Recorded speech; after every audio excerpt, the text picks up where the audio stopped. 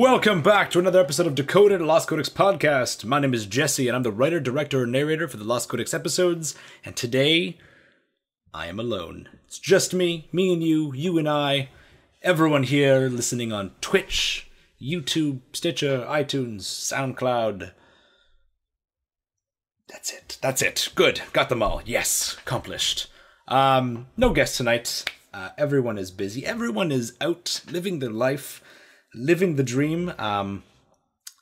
Jack, where is Jack? Jack is a busy man. Jack is who just followed? Someone followed. Thank you, Gooby Jen. Thank you, Gooby Jen.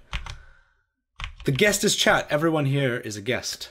Jack is a busy man, and out on the town. It could be cheat night for Jack. If it's cheat night for Jack, is at Wendy's, guaranteed. Shannon is quite busy with a lot of work. Zuanich is streaming as of right this second. Who else is a part of the team? Jeffrey is sleeping because it's 5:30 in the morning. So yeah, he wouldn't be here for that. Who else? Zillions, our brand manager. She's at PAX West having a grand old time. Jay the Bard is at Sack Anime. Everyone's busy. And so I am here in the Decoded Office, in the Sanctum, ready to talk with you guys. And it's going to be fair warning to everyone who's listening to this live, recorded, whatever. It's going to be a bit of a ramble episode. I know they're not super popular, and I apologize in advance. I actually have notes to organize myself, and we'll see how well I do on my own. A ramble episode is just me kind of gushing about certain things, and then someone says something in chat, or I think of something, and I just go off like I am right now. The plan is to talk about some news this week, important news, and Allied Races. Allied Races is the main news item.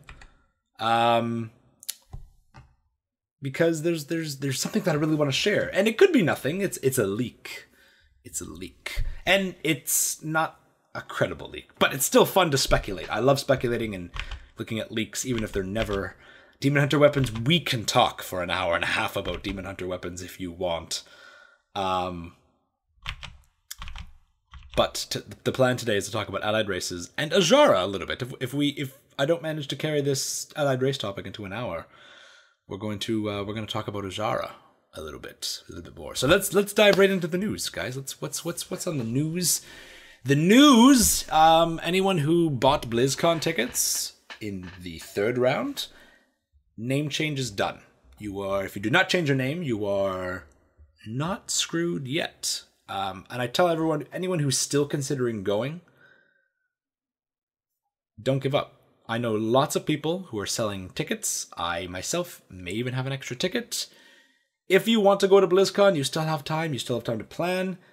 We are getting close to the 2-month mark, so now is the time to think about it. Actually, 2 months to today, so November 1st, is going to be the Thursday before BlizzCon. That is mind-blowing to me. I'm not prepared.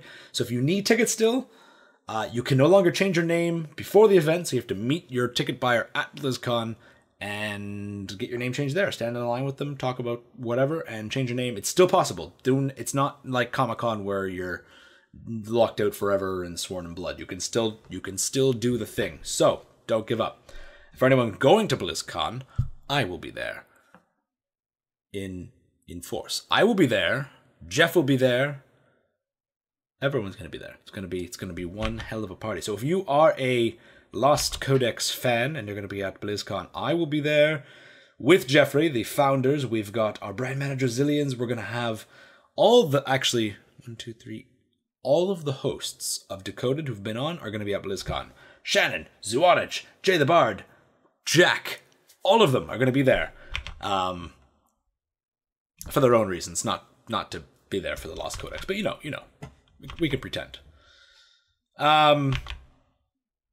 Trial of Style returns this week, and there's been some complaints about it, and I'm gonna give my 2 cents, and it's actually gonna be an unpopular opinion.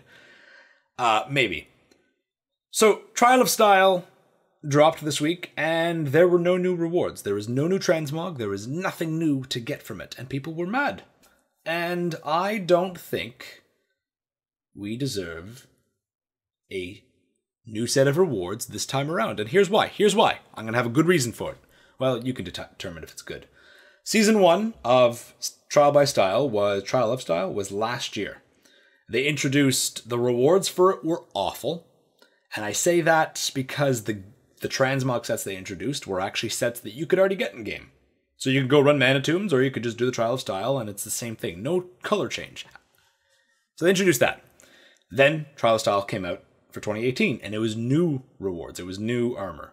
And by new, I mean it was old armor with color variations that didn't exist in game, which is all I expect from Trial of Style. I don't expect new transmog made, but there's so many sets out there that have colorations that are not obtainable. Trial of Style is the perfect way to reward that. So they took a lot of incomplete sets or sets that didn't exist in game as obtainable items, and they made it obtainable for Season 2. That was early on in 2018. This is the second time Trial of Style has come around in 2018, and my thought is this is still Season 2. This is just round 2 of Season 2. For those who missed the first couple days of Season 1 or of round 1, Season 2 earlier on this year, this is your attempt. And when Season 3 comes along in 2019 and Trial of Style comes around again in early 2019, I believe we should get new rewards. But then later on in the year, when we have Trial of Style Season 3 round 2, I don't think we should get new rewards. I think there should be a new sets cloth leather mail plate for each season once a year. And then throughout that year, it plays several times. Because it's only like, 4 or 5 days? So if you can't log in for those 4 or 5 days, God forbid, you go on vacation, work, something, computer blows up, God forbid, you're screwed. And people said, Blizzard, I missed the first Trial of Style in Season 1, and they only did it once for Season 1 in 2017, if I recall. So, Mia Pao is watching. Thank you, Mia. We are now in Season 2, and this is just the second attempt. So let me reiterate my thoughts here. I believe we should get new transmog, new unobtainable colors, incomplete sets, whatever, every year. Once a year for every season. Or if they make Trial of Style a semi-annual season, they have 2 seasons, but I don't think it should be that. Right now, I think it's good that it's 1 year. You do the Trial of Style at the beginning of the year or middle of the year, whatever you want. I wasn't expecting, when I saw it on the calendar, I wasn't expecting new gear. I wasn't like, oh, we're going to get new gear, because A, it was never data mined, which data mine tells us everything. And B, we already had Trial of Style a couple of months ago. So what, they're going to give us new transmog sets, new colorations every few months? They're going to run out pretty fast. So in my humble opinion, and many people will disagree, Sahara84, thank you for following, people might say, no, we should get a new transmog Trial of Style every time it happens. And I think, no, let it be once per year. And then when Season 3 happens, let Season 2 and 1 rewards also be obtainable in case you missed it. Happening twice a year for 4 days, that's pretty fair. Maybe 3 times a year, make it a little bit more fair. But I know I saw a lot of salty comments saying that they expected more. And it's like, I saw a Reddit post saying Blizzard put no effort into this. And it's like, no, they didn't put any effort into it. They just flipped a switch. It was a holiday. Right? They're just bringing it back for round 2 in case you missed round 1. And I don't know where people got the idea that they expected a new set, but expect a new set for 2019 when 8.1 or 8.2 comes along, but I don't think we deserve one now. Trial of Disappointment, more like it. Stannis, disagree. Once per year, 1 new set, 1 new coloration. That's my opinion. We don't need new colorations every 3 to 4 months. That's a lot. I mean, I love it. I'm never going to say no to transmog, to free transmog.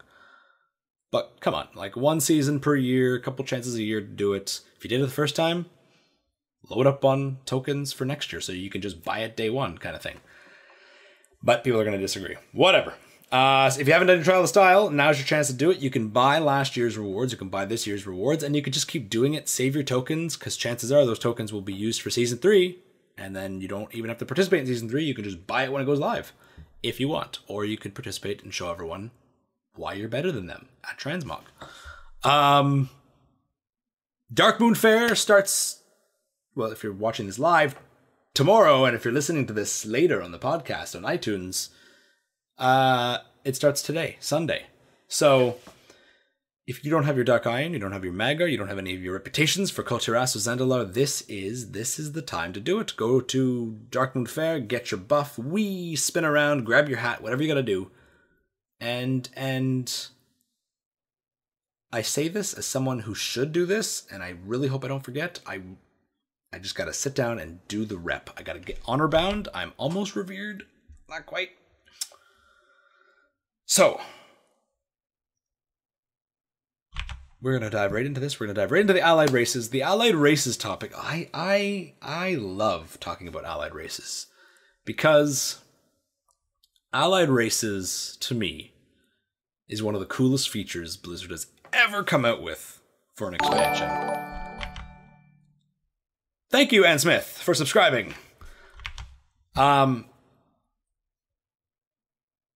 trying to gather my thoughts here. Allied races, to me, I love the concept of starting a new race in a starting zone with a whole bunch of quests, running around, learning their story, seeing their kit. If anyone doesn't know, kit is all the physical doodads that are associated with a race. So when they created the Worgen, they created the Gilnean Worgen kit, which included chairs, Worgen-style mailbox, benches, cups on a table, everything that's part of their culture.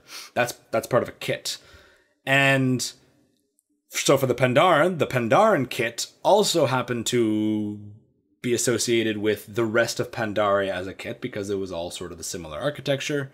Goblins have their own kit. Draenei and Blood Elves have a very outdated kit. Draenei's kit is getting a little bit better with Argus stuff, blah, blah, blah. But with allied races, they don't have to develop any of that on a larger scale. They don't have to develop a huge map. They don't have to develop this massive starting zone.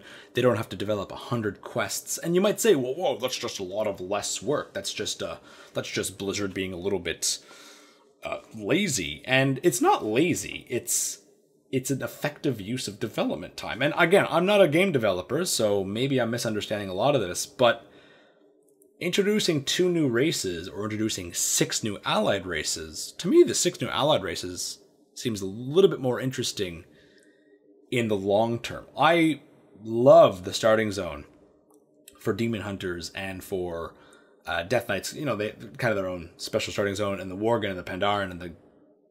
what's the other one I'm missing? Goblins. I love that. That, to me, seeing their storyline is interesting, but you only do it for the first 10, 15 levels, and then that's it.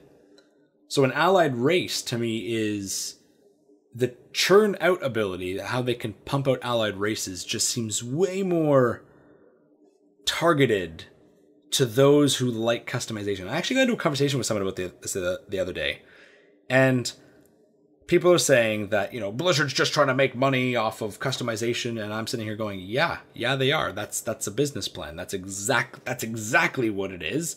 But it's smart, because, you know, when they introduced Worgen and Goblins, it came with the expansion, and you played it, and that was it. But in order to unlock allied races, you have to play endgame content. You actually have to play the content in order to unlock them. And to me, that's just as brilliant as the way they do their flight paths, the flying achievements nowadays. When you, in order to get your flying, whether it's for Legion or Warlords or now Battle for Azeroth, forcing you to play the game. And I use that word lightly because it's not forcing, it requires you to play the game to unlock something. That's just common sense. That's just game development at its finest, right?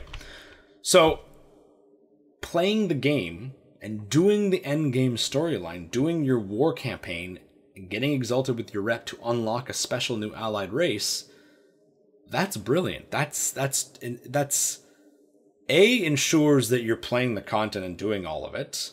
So it's not staggered, but it's people often get to max level and then throw their heads back and go, this game sucks, there's no content. Well, why don't you dungeons? I don't do dungeons. Why don't you PvP? I don't do PvP. Well, why don't you do world quests? World quests are stupid. Well, what do you do in this game? This ensures you at least have one, there's a focus. It at least kind of cookie trail leads you into what you're supposed to do at max level. And I think that's really, really cool.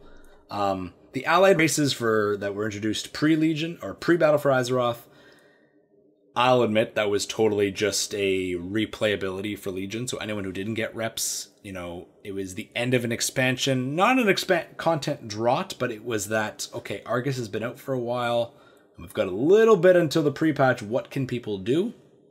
Well, here's some allied races to go unlock. And it was brilliant. It was, crap, I never did get Exalted with High Mountain. Now I better go do that. Now that I have something to do for the next couple weeks. Crap, I ignored Argus. I quit before Argus came out. But I really want to play a Lightforged Draenei. Now I have to go do Argus. It was really strategically dropped, and I thought, you know what? It elongated the content a little bit, and there's nothing wrong with that. And I think that was a one-time thing because it came out in the middle of an expansion. But I think from here on out, the allied races are going to be dependent on certain things to do with that patch. Now I am curious how we'll talk about the Zandalari and the Coulter Inhumans in a bit. People often ask me, Jesse, what's your favorite allied race that's out? My favorite allied race that's out is, I have to say, I love the Mag'har. And I don't have the Mag'har yet. I haven't unlocked my Mag'har yet. But being able to play an orc from one of the clans on Draenor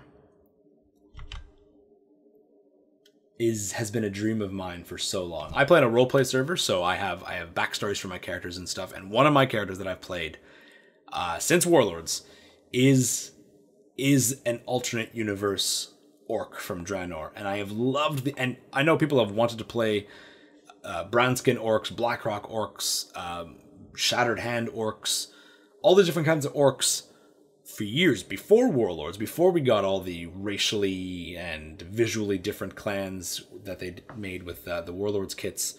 It is really cool. I never would have thought that if they introduced those clans, it would have been through the Warlords storyline. I'm surprised they went back to it. And I'm very interested. I haven't played the scenario in its entirety. That's another topic. That's another podcast. We're going to talk about that. When I saw Dark Irons at BlizzCon, I was like, like Wildhammer. Wildhammer is where my heart drums for dwarves. So I saw about Dark Irons and I was like, boring. And now I look at Dark Irons and I'm like, oh, you were so cool looking. Dark Irons look so amazing. I instantly apologize to all dwarves. Thank you, Ash Beals, for subscribing. I appreciate that. Dark Irons are so... They look like Sith. Anyone a Star Wars fan? Anyone a fan of the Clone Wars, the animated series, which they're bringing back? Not related to the podcast, but holy crap, they're bringing it back. I think when I see a Dark Iron, I think of Sith, like the ladies with the band across their eyes and the fiery, like, oh, that's just so cool. The males with their flaming beards. I still hope Wildhammers happen one day, and they said it wasn't a no, just not currently planned. But the Dark Irons are just... I didn't plan on playing one, and now I'm like, crap, I have to play one now. Damn it. Blizzard. Void Elves. We'll come back to Void Elves. Lightforge. I think Lightforge are just cool. And to quote Issei, it's just pimp my Draenei. You know, there's nothing super special about them. They've got cool ass horns. They've got tattoos. They've got glowy yellow eyes. Their beards, I'm kind of upset that regular Draenei can't have those glorious, luscious beards. Apparently only Velen's allowed to have a glorious, luscious beard with regular Draenei. Hashtag Velen's beard. But I think they're cool. I have a Lightforged priest. He's a glorious high level of level 20, which means I haven't even left Stormwind. And I really want to play him as like a max level priest. I think it'd be cool to be like a battle priest in the full plate heritage armor. I like the concept. I want to see where they go, especially with a certain character involving the Mag'har storyline that I won't mention. But I'm waiting for more from them. Let's just say that. I liked them on Argus. They got my attention on Argus, and now I'm like, okay, I want to see more from you guys. I want to see some fanatical crusades going on. Wink, wink, nudge, nudge. High Mountain Tauren, Canadians, are really cool, I think. And you know, people are like, they're just Taurens with different antlers. Hell yeah, they are. But they've got cool beards as well, and beads, and some war paint. And that's really it. But that's still cool. And this brings up the argument, why can't they just introduce more customization for the existing races instead of making all these allied races? True. And I think High Mountain Tauren, and I say this as someone who has a High Mountain Tauren druid, I don't want to use the word bottom of the barrel, but in terms of excitements and difference between all of the allied races, High Mountain Tauren is the most simple. And I think fans and members of the community have a point when they say to Blizzard, all right, these allied races are cool, but where's our customization for our current races? Why can't my Draenei, who's not Lightforged, have a really cool beard? Why can't I have war paint on my Tauren? Or my Troll? Or my Orc? Well, now you can, kind of, if you're a Magar. You can have war paint on your Troll. What am I talking about?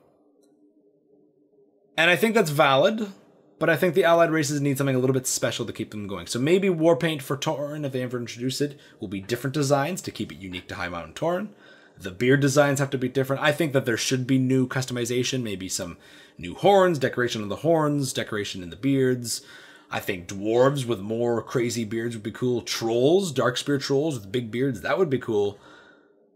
But for now, allied races are the big feature. And I could see later on in the expansion, or even next expansion, some of this attention being given to other races as well. And that's the Highborn is kind of, the High Mountain Tauren is my sort of connection to that. The Nightborn, I still think need a little tweaking. Their models look a little bit off. They don't look like the elves in Suramar. And I know they're different models. I get that. They're different models. The shoulders fit horribly, especially on males. And the eye shape is just, it doesn't even look like the same species, especially for males. The females are like really damn cool. Like the little earring necklaces, really cool. But the males need a little bit of tweaking. I think they're really cool, but they just need a little bit of tweaking, in my opinion. So I'm going to say my least favorite is the Nightborn. And that's someone who loved Suramar. That's someone who will die for Suramar. Actually, no, I won't, because they ignored my help on the Alliance after I saved their asses. But what about Zandalari? What about Zandalari and the Coulter Inhumans, the Coulter Inhumans, the Coulter Inhumans, whatever you want to call them. We'll get to that in a second. So I'm curious how Zandalari are going to be introduced into the game. I'm really curious how the Coulter Inhumans are going to be introduced. I want to know what the storyline is.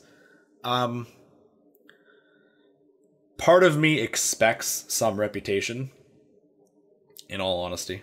I can't see Blizzard just saying, here's 8.1, here's your free allied races. Even though it makes sense, you know, Horde, we saved the day in Zandalar, or we tried to save the day, and Kaltiras haven't finished the zones, but we do a lot of the work while leveling, so you'd think, like, is this not enough? But maybe there's more. Maybe there's the next part of, and I'd be okay with that. I'd be okay with if there was a continuation of this story of Zandalar. So following that big cinematic, if you haven't seen it, I won't try to spoil, but there's a big cinematic involving a big dude, and Rastakhan and Zul, some big things happen. I would be okay if a storyline continued in Zandalar, specifically about Zandalar, and that storyline ends with the unlocking of the Zandalari, and then you have the scenario, the recruitment scenario. I really love the Zandalari armor. I know it's just super simple, but all the armor you see in Zandalar, bright feathers, gold, skulls, scales, but the Zandalari racial armor is just like, it looks like it's old. It looks like it's like an ancient set of armor of Zandalari taken out of a tomb, kind of. Like, it's very faded, it looks almost ancient. It doesn't have that shiny new look. It has that kind of bronze, dull, I don't mean dull as in boring, but you know what I mean. I just really love the look, and it's not clearly plate, it's not clearly cloth, it's just there, and it'd be really cool. I can't even decide what class I would want to play to wear that. Little bit disappointed with the mount. I will say the mount is another dire horn. And I'm okay. I believe that every color of mount should be accessible in some way through crazy vendors, whatever. I would have wanted to see like a cooler dire horn, in all honesty, like an armored one, not just a reskin that we have. Like reskins are fine, but not as the racial one for Zandalari.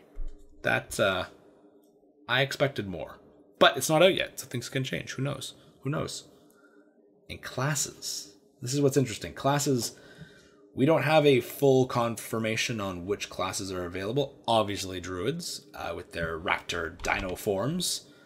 But paladins. Zandalari paladins. I can't talk about this without spoiling events. So if you have not finished the Zandalari questing experience... No, there's no way I can do this. So if you have not finished the Zandalari experience, you have 5 seconds to... What time is it? Come back in 5 minutes. Skip to the 5-minute mark from now, and we should be done talking about Zandalari. So 5, 4, 3, 2, 1. Spoilers. So, Razan dies, and soul ripped out from his body, and we fight him in that dungeon. And there are a group of Zandalari paladins in Zuldazar called the Zandalari Prelates. And when you talk to the leader before Razan dies, she talks about they're the chosen of Razan, and they worship the light, and no, they're not recruiting. She says that. And then after Razan dies, they say their connection's been broken. She says the connection remains with a few of them, but they're skeptical. And she says, what are we going to do now? And for anyone who's kind of like, I've talked about this in many podcasts, a lot of people, especially Alliance players, hate the idea of a Zandalari paladin. And the word Zandalari, the prelates have been associated with the Zandalari since vanilla, if I'm not mistaken, with the reputation. But also in Throne of Thunder, we saw Zandalari prelates casting like Blessing of the Loa or Loa of Kings or something like that. Basically all their abilities were paladin abilities, just Loified. And to me that's really cool. Like, don't picture a paladin like Uther wearing some like Zandalari bikini armor. No, A, no one wants to picture that, and B, that's not the definition of a Zandalari paladin. Picture that they're worshipping a Loa of the Light. Razan, Loa of Kings, giant, what is he? T-Rex, Devilsaur, Loa, who is somehow empowered, bestowed by the light. That is how they get their power. And with him dead, what do? Talanji is a priest, she gets her powers from Razan.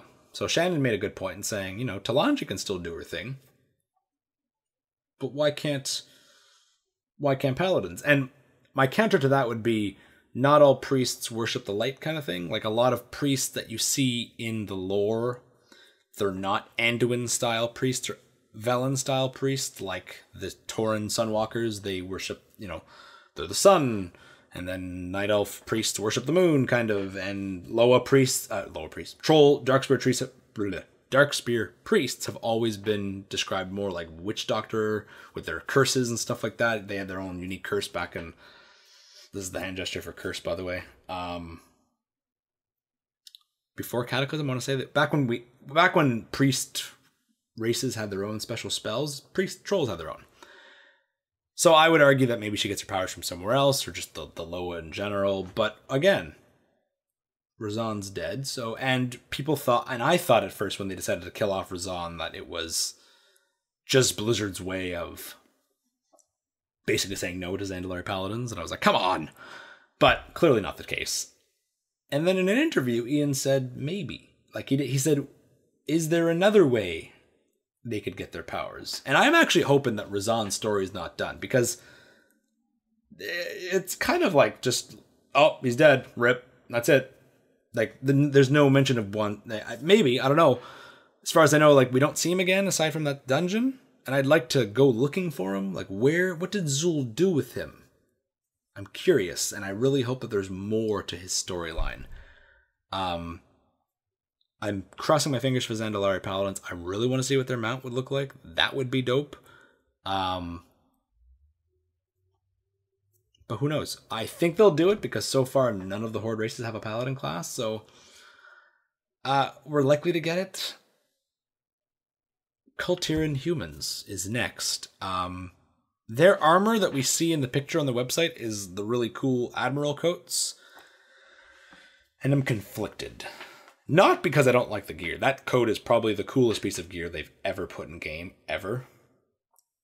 But as someone who wants to wear that gear on my regular human, not my future Coulterassian human, I'm a little bit unsure. What are the Coulterous humans going to look like? Are they going to be the big models? Are they going to be the small models as well? And this is not like an actual question. I know they're the big models. I've seen the big models. But considering Coulterous has a massive population of regular looking humans, and then the big boys and girls, and then the small boys, because there's no scrawny. There's no scrawny model of the female Coulterassians. What's it going to be? Which is the playable one? Which one? The small one or the big one or the middle? And I'd be okay. I'd be really okay if they gave you all three. If it was just a little bit uniqueness and they said, you know what? No, you can pick all three. And that would basically mean regular humans are moot. But I think it'd be cool maybe to have different hairstyles. I really want to wear the Admiral coat on my human paladin. But I doubt it. I would be very surprised if they put all three models, scrawny, normal, and big in there. To me, it just seems weird that the playable Coulterans are only the big guys and gals, considering half of them that we meet are just regular. Flynn, Mama Proudmoore, Jaina, even, yeah, like all of them. They're all just regular. So it's like, I mean, not all of them, you know, Cyrus and other ones are big lads. But to me, it's like, why have half the characters that we quest with? Lucille Waycrest, Marshall, literally all the characters you meet are big, are regular humans, not the big guys. So it kind of seems really weird to me that they made so many humans, so many of the Coulterous human characters they interact with, regular human models. And that's okay. I just hope that that's an option to play. You can toggle between small, medium, and large kind of thing. And again, people might say, well, what's the point in playing a regular human? Well, racials, and that's it. But again, what's the difference of playing between a Draenei and a Lightforged Draenei, right? I would love to change all my Draenei to Lightforged. I can't afford that, but I would love to because they all look totally amazing. So it's almost like an upgraded version. So I think it'd be cool if they gave the playable Coulterous humans the option to be small, medium, or large. Medium being the regular ones, because I would do that in a heartbeat. But I doubt it, because again, it's just the regular human model. Armor is the coolest thing ever. It's the Admiral coat with the big Admiral hat and the belt. By the way, and this is totally a side rant, because this is what happens in Ramble podcasts. I'm going to make a forum post, because Coulteras, Borealis in particular, there's so many models of really cool tunics, really cool collars, really cool jackets, really cool vests that all of the Coulterous humans are wearing. Belts, some belts have pistols, some belts have fish hooks, some belts have knives, boots with big poofy ankle rims, I don't know what they're called. And none of these are obtainable. None of them. 0 of them are obtainable for players, which is frustrating because there's a lot of gear. There's a lot of hats, the tricorns, the admiral hats. Like there's a couple that drop from the island expeditions. There's like 2, 3, but there's like 15 that are across Coulteras. So this is going to be like a preview of what I want to make my forum post about. Coulteras is amazing. Zandalar is amazing. They made these amazing markets, and they made the city feel alive. Same with Suramar. Suramar was like the setting bar, and now they're just going from there. But when you go to the vendors, on some of the vendors in Kulturas, immersion's broken a little bit. You go to a drink vendor, and he sells some, Storm Song drink or Drusvar drink. Okay, that makes sense. I went to a spear vendor. I saw a spear vendor. It was like, her name was like Brittany, and then it said spear vendor, get it? In Zandalar. So I clicked on her. I was like, oh, spears. Like, I wonder if there's some cool troll model. So I clicked. And she sells four spears. All 3 of them are from vanilla, just spears sold on a vendor. And the 4th one is called Dalaran Spear, and that's from Wrath of the Lich King, when they had like a whole bunch of Dalaran-style weapons. And by Dalaran style, I mean slightly purple in Dalaran. So she sells a Dalaran Spear because, the Zandalari have a trade agreement with Zandalar, right? That's canon. And then 3 random spears that have the total polygon of about 14 pixels. And I was like, really? Like, they couldn't even put on just a gray or a white spear that's really troll-themed? No? Let's go back in time. Let's go back to Wrath of the Lich King. Let's go back to that horrible, horrible time when we were doing our dailies for our polar bear mounts. Remember that? Remember that polar bear mount up in Stormheim? Wow. Storm Peaks? Remember when you go there and you take on the form of a Frost Vrykul lady and you punch other Frost Vrykul ladies in the face with your bear? I remember that. It's a cool place. You talk to a weapon vendor there. That weapon vendor sells a whole bunch of Vrykul style weapons. And they're not transmoggable. They're all white, so they're not transmoggable. But they all have a unique Vrykul appearance. And by unique, I mean it could be used elsewhere in other greens. But when you talk to that vendor and you bought her weapons, they were styled around her. She was a Vrykul weaponsmith. And the weapon she sold wasn't Dalaran Spear or generic wooden stick A. It was... I'm going to bring it up here. I'm going to take the time to look this up.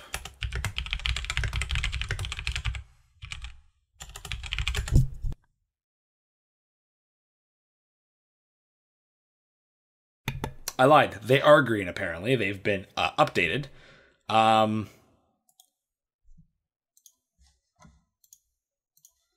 Yeah, her name is Warsmith Sigfina. What a name. And she sells a whole bunch of stuff. They're called Brunhildar Bow, Brunhildar Axe, Brunhildar Shield, Brunhildar Great Axe, and they're all unique models that use Wrath models.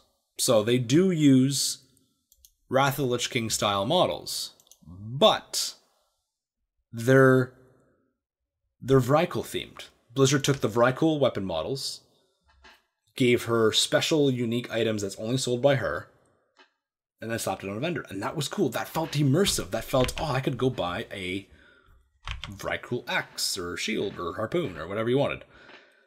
So why don't they do that for some of the gear that they're introduced in Battle for Azeroth? Why can't I go to the Nobles District and find Fancy Schmancy Tailor vendor there, the purveyor of fine goods and suits and vests and all that stuff, and why can't I buy some really cool attire that's Kulturas themed? Why can't I go to Joe the Alley Rat under the docks and there's some really grungy looking ripped shirts? And because there's a lot of cool of those models, a lot of the goblins wear them in the Goblin Starting Zone, some really grungy tattered vests and stuff like that. Why can't I buy some of the stuff from there? And don't, fine, make it green. I'm a-okay with it making it green because then it's more transmog. I'll never say no to more transmog.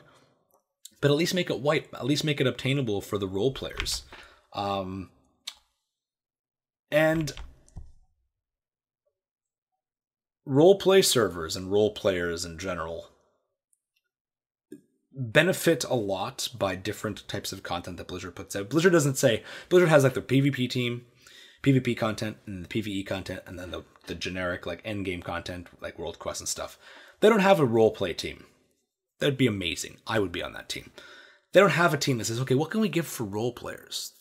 Role players adapt based on features that are put in game. New city, massive immersive city. Guess where everyone's role playing right now. New amazing gear. guess what everyone's using for gear. Role players adapt to features that are put in game. But little things like this would be a beautiful example of things like Flynn's coat. Top notch. Really cool. Every rogue would be wearing it. Who cares? Put it in game. Blizzard, please. You have all these amazing... And there's these like really cool like smithing tabards that I see Zandalari smiths wearing. And it's just like, it looks like a piece of leather that sits on them like a tabard, and they're wearing like a blacksmith apron. Why can't I just buy that? Why can't that be a tabard that says Zandalari Smith apron that has, it's a very low, there's not much detail to it. It just looks cool for like a Zandalari Smith. Why not? Why not, Blizzard? Blizzard, please. Blizzard hired us as a transmog advocate. Can you please? Oh my god. When I see NPCs, I'm getting Jack-like right now. When I see NPCs in game, and their transmog sucks, I'm like, who approved this? Who put this Tauren in full play tier? Why is this Tauren wearing Judgment? This is a bad idea. Someone should be written up for this. This is not cool. Please, Blizzard, please. Because Activision owns Blizzard and their vision is dumb the game down for the masses. I don't believe that someone sat at the table going, hey, should we give all this cool stuff to players? And someone from Activision went, hey, you probably shouldn't do that. I don't believe that. But I do believe that there is room for more improvement. I do believe that all this amazing gear that these artists have put in, that these developers have made Coulter come to life with, Zandalar come to life with, I believe that there's more to be added there. You know, make these markets that much more exciting. You know, when I go to a bowsmith in Coulter and I see 5 bows that have been in the game for 14 years from vanilla, that's a little bit depressing. Or you could just put in some different models that are a little bit funny. Or there's so many options you could do. And I hate when vendors are just copy and pasted vendor lists from previous expansions just slapped on, and it doesn't make any sense. To me, and I'm not using the word lazy, it doesn't feel immersive. I see this amazing, massive market, and I'm sitting here going, guarantee you none of you have any cool things to sell. Some of them might have cool patterns, but that's it. And I would love for some really cool RP offhands, some cloaks, some tunics, anything to kind of show, here's some stuff to play around with. Maybe it's, you know, I get Blizzard want to open the door for transmog, like open the floodgates, but come on, just let us have our fun. This is a really long side rant, by the way. Let's get back on topic here. I think Blizzard could hire a small RP team. They don't need to design a dungeon. Hey, I'm cool with that. America's next top mogger. That's me. We were talking about the Coulter and allied races because this is what derailed this into. Their armor, amazing. Let's not talk about that again. What would the Coulter mount be? A lot of people are disappointed with the Collector's Edition mount. The Alliance version, the Horde one, looks amazing. The Alliance one, I love the Alliance one. The Alliance one looks so Coulter themed that I'm like, this is perfect. And yes, it's just a horse. The Horde one's just a raptor. It's a really cool raptor, and the Alliance one is a really cool. I will admit the Alliance reputation mounts for Battle for Azeroth suck compared to Horde. But the Collector's Edition was good. But to me, the Collector's Edition Alliance mount, that would have been the perfect Coulterist themed allied race mount. So what the hell is it going to be? Another horse? I imagine it's going to be another horse, but what could they do to make it maybe like a Proudmoore? Because this one looks more like a soldier horse, a war horse. So maybe they could do like a fancy with like fancy Proudmoore armor. That'd be cool. A boat, just a boat. Jaina's dad's boat is going to be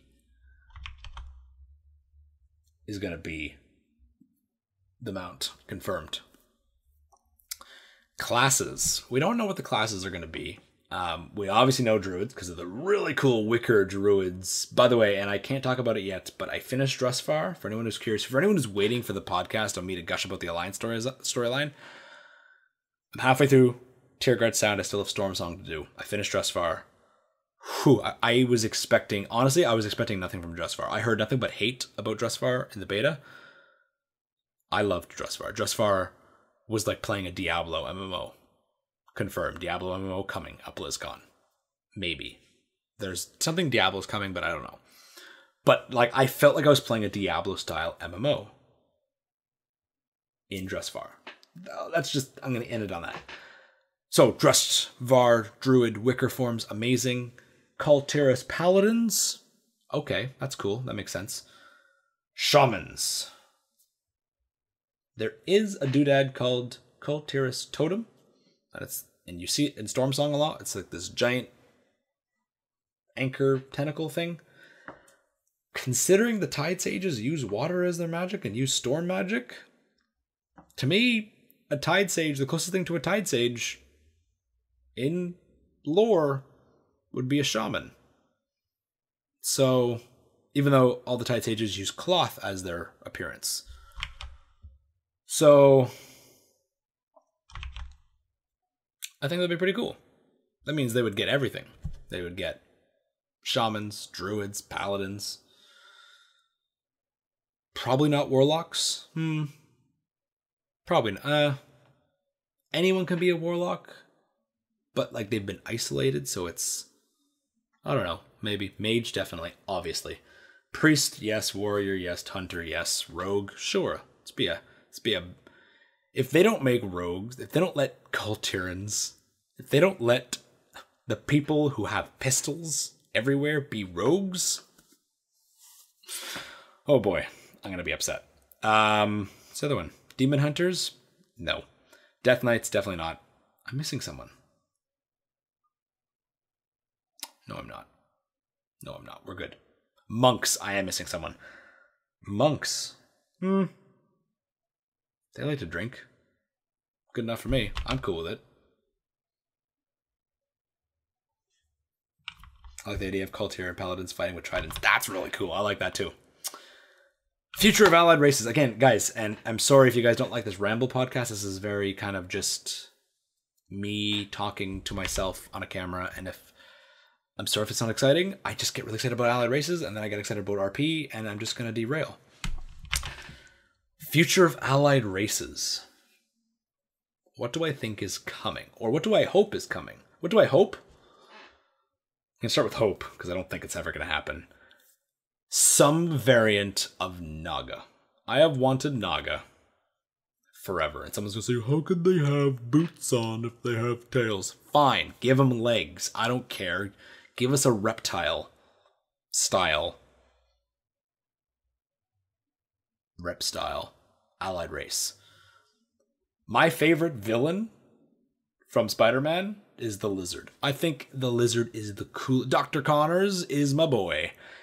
I love reptiles. I think snakes, lizards, they're all so cool. I would love to play as a Naga.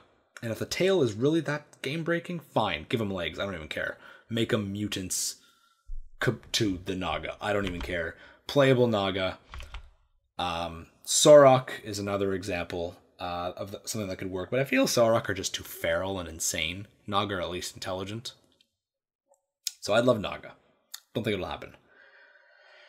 Right, cool. After playing Stormheim, despite the little faction conflict between Sylvanas and Gen, I love the Stormheim Vrykul. I think that Wrath of the Lich King Vrykul really left us wanting. It was all big, scary, ancient humans, but Lich King suddenly, and there was not a lot of answers. It was always the Lich King was always at every turn, and it was like, come on, like, give me some lore. And Chronicle and Stormheim really filled that niche. I was satisfied with the Vrykul storyline. And considering High Mountain and Suramar are now Horde controlled, I'd love to see at least one portion of the Broken Isles join the Alliance through Vrykul. Don't think it'll happen because we get the big boys and girls coming from Kultiras there. But I would love a playable Vrykul, especially from Stormheim. Especially since the Queen survived the Mage Tower scenario. She's now the Queen of the Vrykul, so that storyline. Blizzard didn't kill her off. They could have killed her off and sent them scattered, but she didn't. She survived. Again, I don't know if it would happen. At least not now, since we've got the Coulter Inhumans. Maybe, though. I don't know. I won't be upset if they announce Vrykul. Ever. Coulter Inhumans are pretty much filling the Vrykul aesthetic in big humans. Agreed. But they could do so much more then. They could make them that much more muscular. Instead of thick, just make them jacked. Make them long, crazy beards, long, crazy Khal Drogo hair, ruins on the body. I'm down. I'm cool with it. Blizzard, do it. Volpera? Yeah, Volpera's happening. Whether you want it to or not, it's happening. Probably find out at BlizzCon. The Volpera, I was kind of like... So everyone, not everyone, but a lot of people are like, Volpera's stupid furries. We don't need them. And I thought, fox people. Why do we have fox people? Then I got to Vol'dun and I did the storyline. I was like, oh, I actually like you guys. You guys have a cool little society going on. I'm okay with this. And I didn't think they were cliche. I was actually very pleasantly surprised. I expected to be annoyed. And now I want nothing more than to ride a battle alpaca into a warfront, please. Death to the Alliance on board an battle alpaca. Not intimidating, but you know what? If you see an alpaca bouncing towards you in spiky armor, I'm gonna go the other way. Frankly, that's just me. Dolly and Dot are my best friends, and you can't. I'll burn down 3 world trees for Dolly and Dot. I think Volpera are really cool. Can we just appreciate Mira for a second? Mira and Dolly and Dot in Vol'dun. If you're an Alliance player, you don't know what I'm talking about, don't worry about it.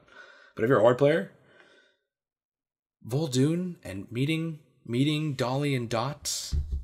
I mean, can I pull it up here?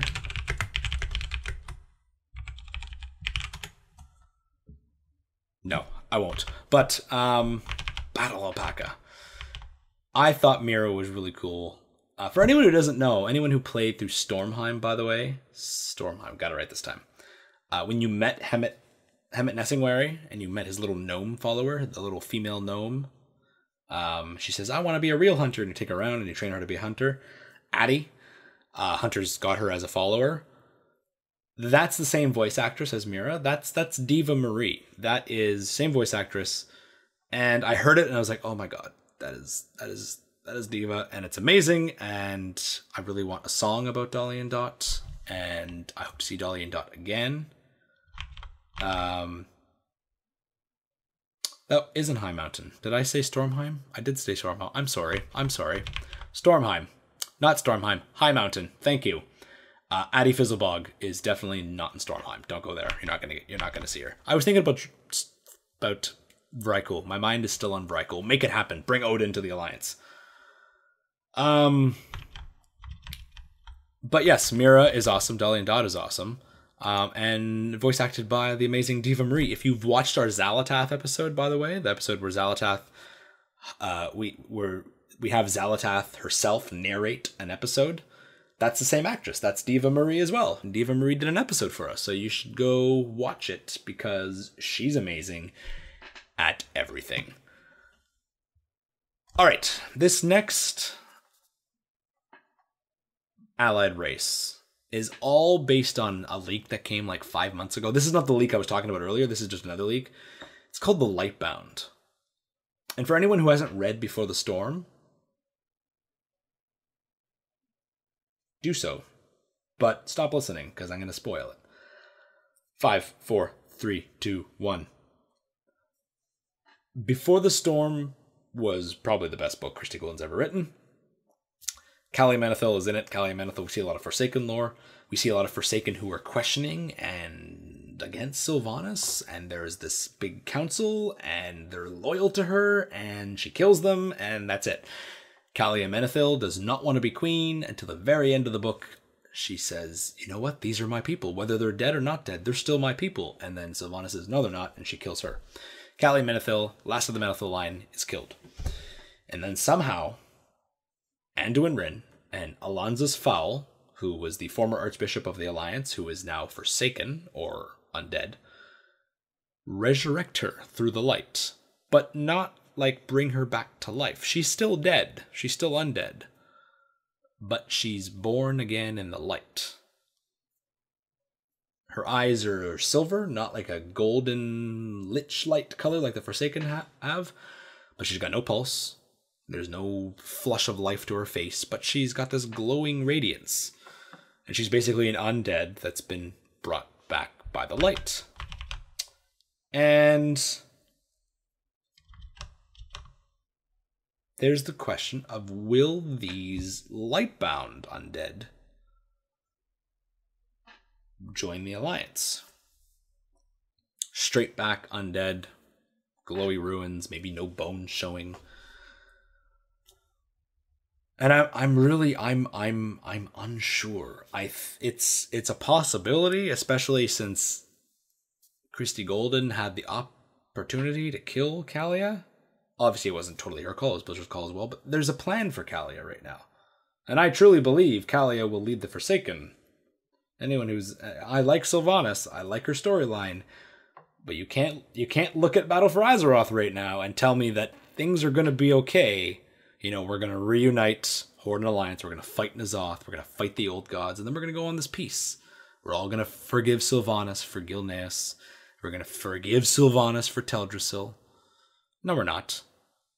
The only people who died in Teldrassil were civilians and children. There's no way she's being forgiven. She could redeem herself. She could save someone, maybe. There's no way we're redeeming Sylvanas. And so I think Kalia Menethil is the solution to that. That's my thoughts. But the other kind of thought is, and this isn't my thought, this is for everyone else. What if Kalia leads this group of light Forsaken? And I kind of don't want it to happen because I can't see Kalia leading an allied race and then taking over the Forsaken faction of the Horde. I can't see that happening. So this conflicts with what I want to happen and therefore automatically is bad in my head. But it's possible. As much as I'm reluctant to say, is I'm definitely thinking going, yeah, I can see Kalia. But the thing is, before the storm, Kalia Menethil, Sylvanas. Thing is, Sylvanas tells Anduin, no alliance here will die today. None of the alliance will die at this meeting between the Forsaken and the humans. And she's not wrong. She kills a lot of people. 99% of them are her own Forsaken. She kills her own Forsaken, both who were running away from her and running to her. She kills them. And then Anduin's like, you killed Kalia. And Sylvanas says, she wasn't yours. She wasn't part of the alliance. And that's true. Kalia does say, like, Lordaeron is my home. Not you, Anduin. Lordaeron is my home. So, does that mean, would she join the alliance so readily? I'm hoping not. Only because I would love to see Kalia sit on the throne after we cleanse it of the plague in Lordaeron. Overall, do I think allied races will carry over to the next expansion? Yes. And here's why. Allied races are not meant to replace real races. So, Ethereals, if we ever get Ethereals, if we ever go to Koresh one day, I don't think Ethereals will be allied races. I don't think they're ever going to be allied races. I think they're going to be playable races. Full zone, full kit, full storyline, start at level 1, or if it's a hero race, level whatever. But I don't think they're going to be allied races. Because allied races fit a sort of theme that they kind of have a relatable model. So like Zandalari are literally Darkspear, upright. Magar are just Orcs, Draenei, Lightforged Draenei. Volpera are goblins, so on and so forth. Unless they took one of the other races and turned it into an ethereal skeleton, I can see ethereals being their own race. But that doesn't mean that we can't come across another alien race on Koresh or wherever that you could maybe turn, I don't know, the Worgen into after we get Worgen updates, because that's necessary too. Or I can't think of any right now, but don't worry about it. I see allied races surviving and real races surviving when it's necessary. So when we meet a brand new race that we've never seen before, make it a real race. But also, maybe later on, we bring in the Wildhammers, allied race. We bring in I don't know, Lightbound Forsaken eventually, or we bring in mechanomes or something like that. That would be a reason for Eridar allied race. Would be dope. I would love to see the remnants of the Burning Legion and like a really deformed Kil'jaeden, because Kil'jaeden died in Argus's orbit and Argus was still alive, and I'm convinced Kil'jaeden's still alive as well. That'd be really cool. But I think allied races and real races will stay separate, and they will both continue to exist. I don't think we'll get a new allied race every patch in future expansions. I think there'll be a treat. But I think that they're going to be a concept that Blizzard will keep around as an easy, 9.4 is coming out soon. Let's throw out an allied race, and it's a little bit easier. Let's talk about this leak. And I'm just going to give a flat-out discretion. This leak, who sent this leak to me? I saw it on Reddit, actually. No. MMO Champion? Somewhere. It's a 4chan AMA. And it was supposedly a Blizzard developer saying, I work at Blizzard, I work on the WoW team, ask me anything. People were asking him everything. Everything. And I don't believe this is true. I don't believe anything of this is true. Well, there's some that is believable. But it's also playing off facts that we know. So those are the best leaks. We take a fact that we know, or a fact that we assume for the future. Sorry, where'd my phone go? Right there. We take a fact that we know, and then leaks will create a plausible but not confirmed other factoid that seems, oh my god, this is real. You know, all the leaks about Kultiras and Zandalar, they've been coming literally for the last 5 years. And eventually they were going to be right. Eventually Kultiras was going to happen. So let's go through some of the things on this leak. And again, I don't believe this is true. But let's just talk about it. It's a 4chan leak. So take that with a grain of salt. And it's hard to follow. It's hard to there's no format to it. So one of the questions was, it was a 4-parter question. The first line was, what is the last boss of the add-on? They called the expansion the add-on. The answer was N'Zoth. And what are the other unlockable races that will come? Volpera, Junker Gnomes, alright, Redeemed, which is the Lightbound, the Forsaken. That was the leak a couple months ago in MMO Champion, was Kalia's Forsaken are going to be called Redeemed. And an unnamed, shape-shifting troll cat race. And later on they say, think of Zul'Gurub. Think of the half Loa, half troll cat people that you saw in Zul'Gurub back in Vanilla. Think of that. And to me, that's really cool. They would use the Worgen skeleton, so it would be like, I assume they'd be for the Horde. Junker Gnomes and Redeemed would be for Alliance, so Volpera and cat trolls would be for the Horde. So think of like these anthropomorphic cat Worgen for trolls. It's a cool concept. I like it, because I thought those models in Zul'Gurub were really badass. I don't see it happening. Too many trolls. That's a good point. But he did then say trolls were the humans of the Horde. So you've got humans, Kultiras humans, and Worgen. Now we've got Zandalar, Darkspear, and cat trolls. 3 and 3. Plus undead and redeemed. Plausible. There's a reflection there. Let's go on. How can Warfronts and PvP season... what was it here? Will each Warfront come with a new season of PvP sets? No, Warfronts and PvP seasons are separate. They actually talk about where the different Warfronts are going to be. Oh, here they are. Warfronts, Arathi Highlands, we know. The Barrens, and Feralus. Mulgore, Searing Gorge, and Hillsbrad are the others. We know Warfront Barrens is pretty much confirmed. That was data mined in the files, so we're going to the Barrens. Probably next patch. Nagato, bro, no, we're still going. We're still going. This podcast is still going. Don't worry, this isn't over. We're still going. We are at the hour and just over an hour mark. Don't worry, we're good. What else is some of the cool things on this leak? When will WoW get a new engine? It feels so outdated. Clearly, this person who said this hasn't played Battle for Azeroth, because it's hard to believe that the engine we're playing in now is the same engine from so many years ago. And his reply to that is, we're sticking with this engine until WoW dies. When is Kel'Thuzad coming back? And this person says Kel'Thuzad is not in Battle for Azeroth or next. When will they release new Worgen models? Worgen models, where do they say? Worgen models are coming in 8.2 with the Gilneas Revamp. And anyone who's tuning in right now, they're going to say, oh my god, Lost Codex just confirmed. No. I'm reading a 4chan leak. I don't believe it has any water to it, but we'll see what happens. BlizzCon, we're going to learn a lot. Apparently in 8.2, there's a Gilneas update, Gilneas Revamp, and we're getting the new Worgen models then.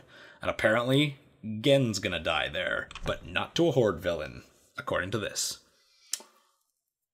When will Sethrak be playable? Never.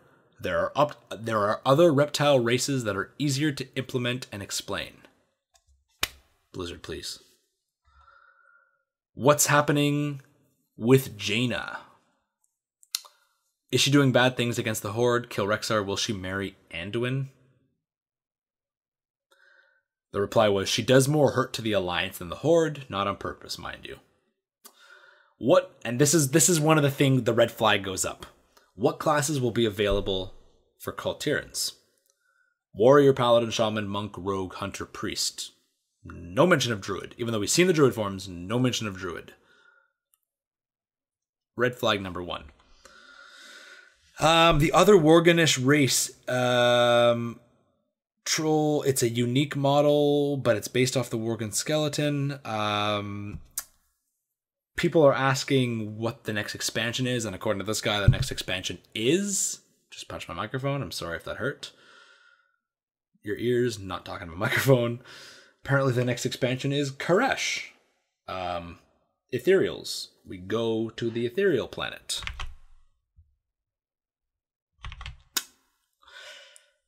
The ritual to revive Worgen is performed, and it draws the attention of the Scourge in this expansion. Okay. That's a weird correlation.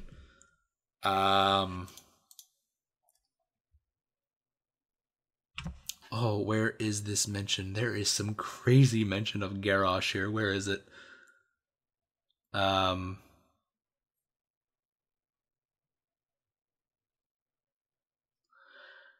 Alternate universe Garrosh was killed during the Magar scenario, or during the Magar storyline. We know that's not true. He just mentioned off screen. He'll be back, so there's apparently a Garrosh, alternate Garrosh coming, involving the army of the light in some way. As someone who loves Garrosh, I'm like, fuck it. Let's just let it happen. Let's just see how it plays out. I'm okay with that.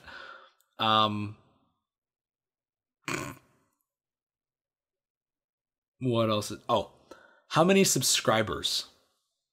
And the number they give is less than 10,000. And that's what to me tells me this leak is not true. Less than 10,000 subscribers? What? Lightbound Garrosh was confirmed in the Magar storyline. He was. He's not named Garrosh, but alternate universe Grom has a son who gets taken by the Lightbound Draenei and converted. But he's not killed. That's the thing. And so there could be a chance that we see a Paladin Garrosh.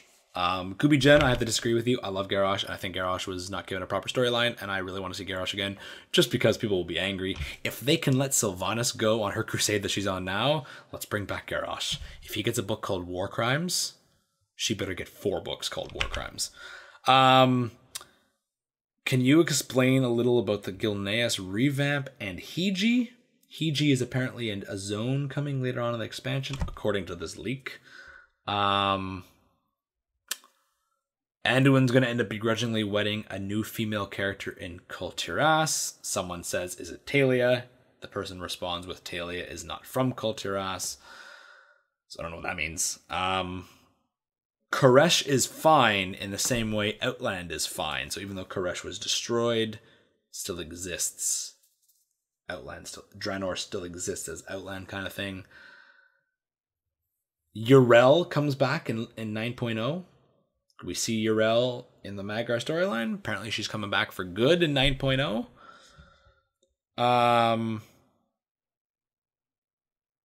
Nathanos style Forsaken when? And the response is 8.2. I hope you don't mind them being light-based, though. Which is going to be, that means the Forsaken are going to be like Nathanos.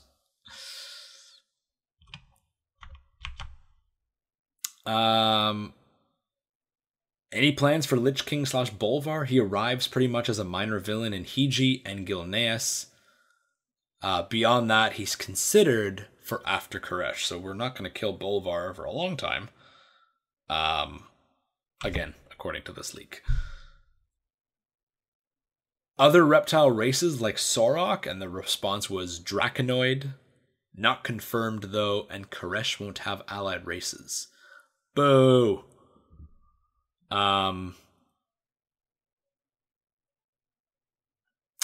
They're playing around with a similar system for flavor classes called prestige classes, and I've actually seen this supposed leak several places.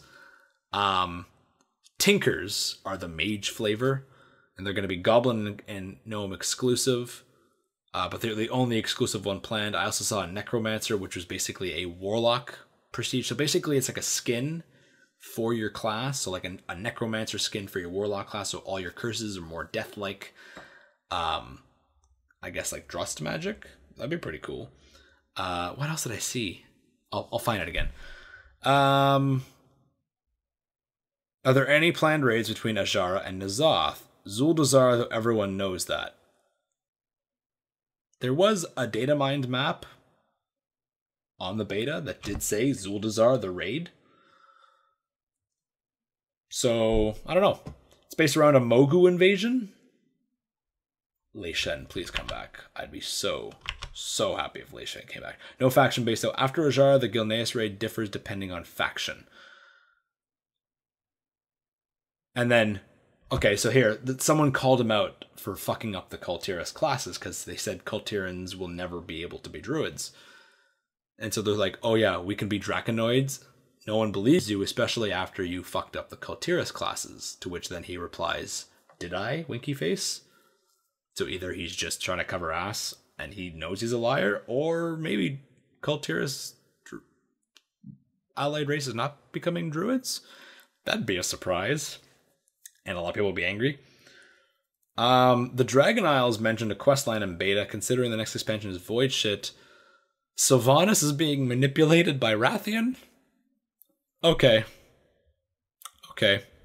What else have we got here? 8.1 is Azshara, 8.2 is Zone Revamps, 8.3 is Hiji, 8.4 is N'Zoth. She begins to bargain. She.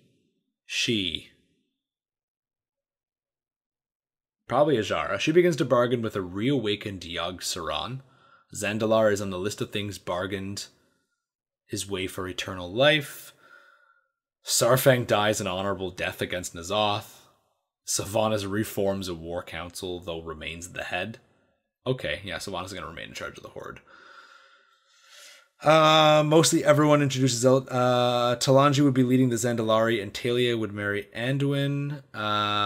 Talanji leads the Zandalari up until N'Zoth's arrival. Talia is not Kultiran. Sarfang dies in N'Zoth. Rokon dies.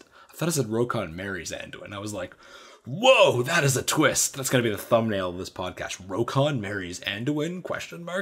Rokon dies to Anduin. That's very different. Malfurion is corrupted by the Nightmare in Hiji. Big surprise. And put down by Tyrande, because she's just sick of him playing the damsel. This is a fun leak. This is a great leak. Here's some of the flavor classes. So, it doesn't tell me which is which. Oh, here we go. Necromancer is going to be for Warlock. Shadowhunter for Shaman. I could see it, considering most Shadowhunters wear mail in-game, and Worgen drops totems. I can see it. Tinker being a mage. Interesting. Dragonsworn being a warrior. Nethermancer as a priest. Sure. Kirintor Knight as a paladin. Elementalist as a monk. I'm okay with that. I don't know anything about it, but that just sounds cool. Why didn't Malfurion die in the pre-patch? It's more interesting this way. Who takes over for Sarfang, Rokon, and Talanji? There are no planned replacements. Yeah, I think it says Talanji is going to die, leads the Zandalari up until N'Zoth's arrival, and then she dies. I assume. Doesn't say what happens to her. Rathian is going to be the last true dragon aspect. The other dies to N'Zoth, so there goes Alex. The factions are forced into a truce by N'Zoth's arrival. Gee, no one expected that. Oh. Okay, so this is the big thing, the big reveal that I'm kind of like, all right. Where did it say? At 120, after the expansion epilogue, you will be able to turn neutral. I don't get the neutrality thing. If you could be neutral Align Horde, can you just be friends with everyone being neutral? And the response is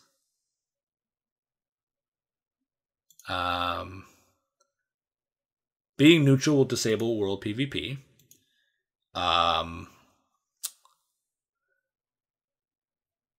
Does it explain why?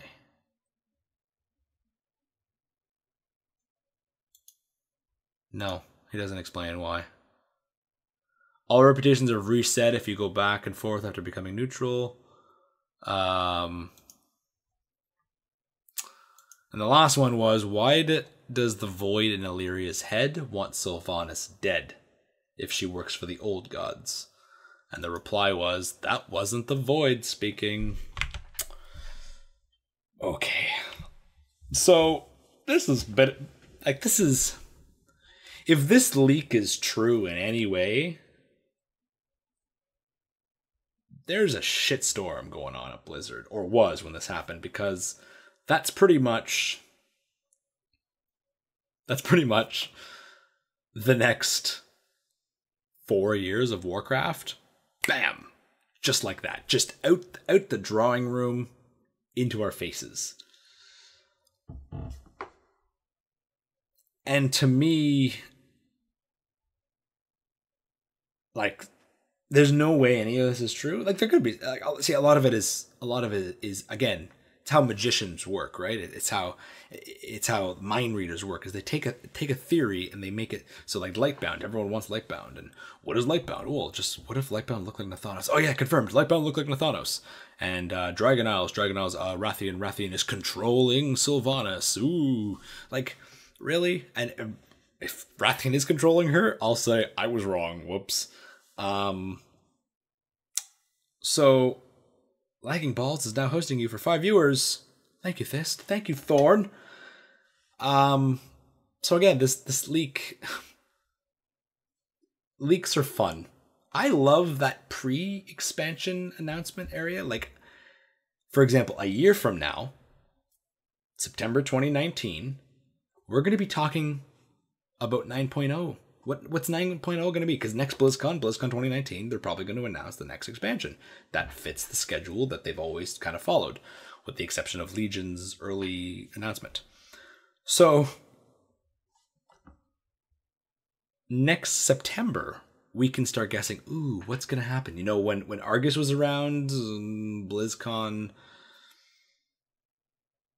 last BlizzCon, wow, 2017. So, last October, we were all guessing, ooh, what's it going to be? Is it going to be Coulter? Is it going to be the Void? Is it going to be Koresh? So that's a really interesting time to guess and to get all speculative. But I just love leaks like that because they're never true. But then you always find that one leak that is. Like, there's that one person who just... the guy who leaked Miss Pandaria before Miss Pandaria came out, and it was, like, to a T. Like, bam, bam, bam. It was like, damn, this guy called it. Those leaks are really mind-blowing.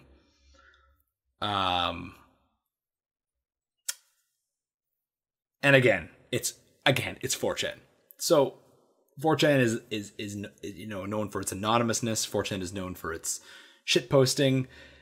People easily post these leaks to Emote Champion and Reddit. Again, take this with a grain of salt. I don't think any of this is true. I think it's a lot of just stretches. But it's fun. It's just fun to like... Anduin marries Rokon.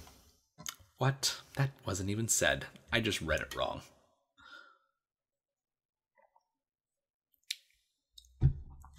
Now, I could talk about Azshara. Azshara is next on my topic. Instead of talking about the Azshara cinematic, I'm just going to talk about Azshara quickly. There was an interview not too long ago. Actually, it was right around when Azshara's Warbreakers came out. And they said, we are looking forward to Azshara's storyline unfolding over several patches. Which means two things. Azshara's raid is not 8.1, as we all think it is, or 8.2 whenever the first raid is. Or Azshara doesn't die in her raid. We go and fight Azshara in this upcoming raid, but she escapes like Gul'dan, and I hope she does. We've seen Azshara in pockets. We saw her in Darkshore leveling in Cataclysm. We see her in different spots. We see her in Azuna. We see her in Kultiras. We know she's around. But there's no, direct encounter. And I would hate for us just to see her, every couple months for a minute. And then, surprise, there she is in the raid, and we kill her. I would love to see that storyline. And I think that's where they kind of failed with Kil'jaeden. Kil'jaeden had such a huge, overarching story. But when it came to Legion, he wasn't directly involved. And that's not Kil'jaeden's game, right? He doesn't get directly involved. But considering we only saw him in the cinematic, the 7.2 cinematic, I was a little disappointed that Kil'jaeden died. I was hoping that we would see him on the Broken Shore storyline, but there wasn't a storyline. I was hoping we would see him interact with him more, but we don't. We only see him at the end of the raid, and then poof, Velen boops him on the forehead, and that's it. So, I hope it's not the same with Azshara. I hope Azshara has been this, again, like Kil'jaeden, a overarching villain for so long, that I really hope it's not just... she's, go minions, oh, now you faced me, oh, now I'm dead. That would be boring. I want to see her in the zone. I want to quest through her zone that we find her in, whether it's an 8.2 zone. I want to see her in a cinematic. I want to see her in a dungeon when she escapes the dungeon and we get to the raid. And maybe she escapes the raid. I would love if she escaped 3 times. That would be okay with me. Because I have no problem with villains escaping, so long as there's more story to be told.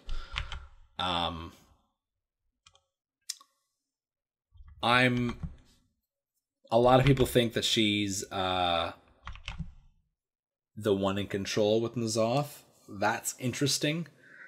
I'm unsure. Because comparing Azshara to N'Zoth is 2 different forms of power. Azshara is this goddess. Unparalleled. She's on Archimonde's level.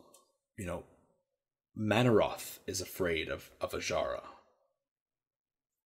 But N'Zoth has been playing the weak game for a long time, and he's won because of it. He's the only old god left uncontested, and he's caused a lot of shit that's so far not been interrupted. The Naga are still around. They haven't been purged. The Nightmare was partially his doing. So I'm curious if we'll see Azshara turn on N'Zoth, or the other way around, N'Zoth turn on Azshara and say, you've served your purpose. And that would be cool if she helps us. That would be really cool. I would love for N'Zoth to betray her. and she helps us. I could easily see her betraying N'Zoth and trying to take his power. I would love to see N'Zoth say, like, who are you? Like, I'm literally a god, and kind of bring Azshara down. Because Azshara, that's her whole character, right? She is very, not the word cocky.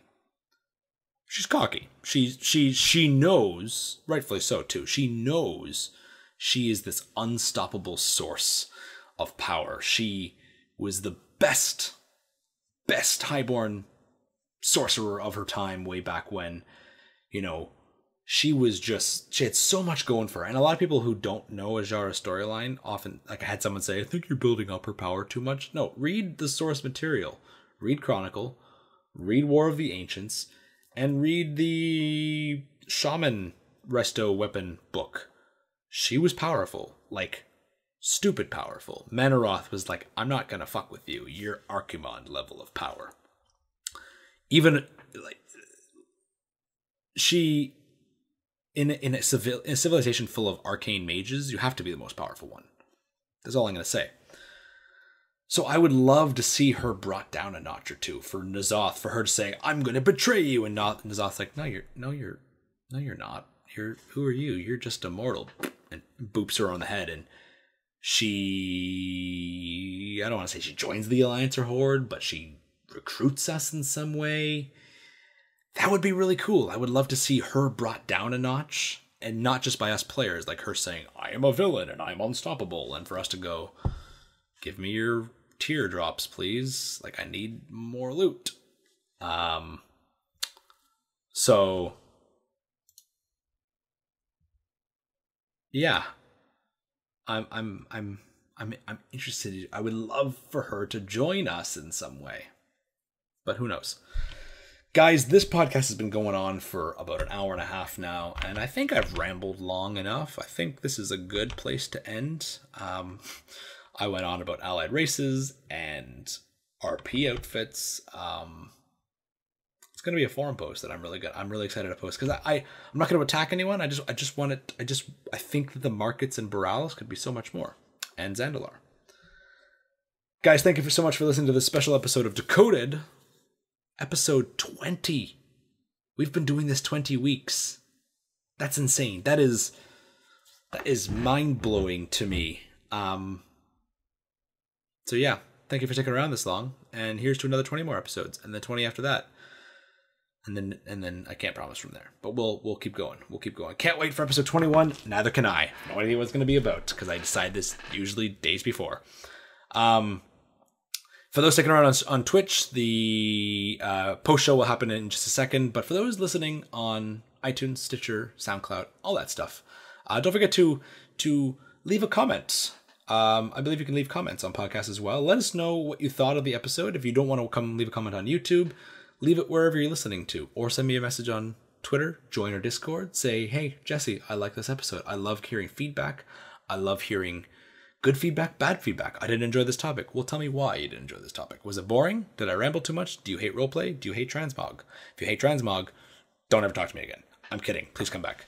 But no, seriously, if you didn't like something, or the quality was bad, or my microphone was off, or you don't like my red shirt, if you don't like a red shirt, you're not into lore, how could you even, like, I'm emulating red shirt guy. Just tell me, and that's greatly appreciated. Leave comments on YouTube.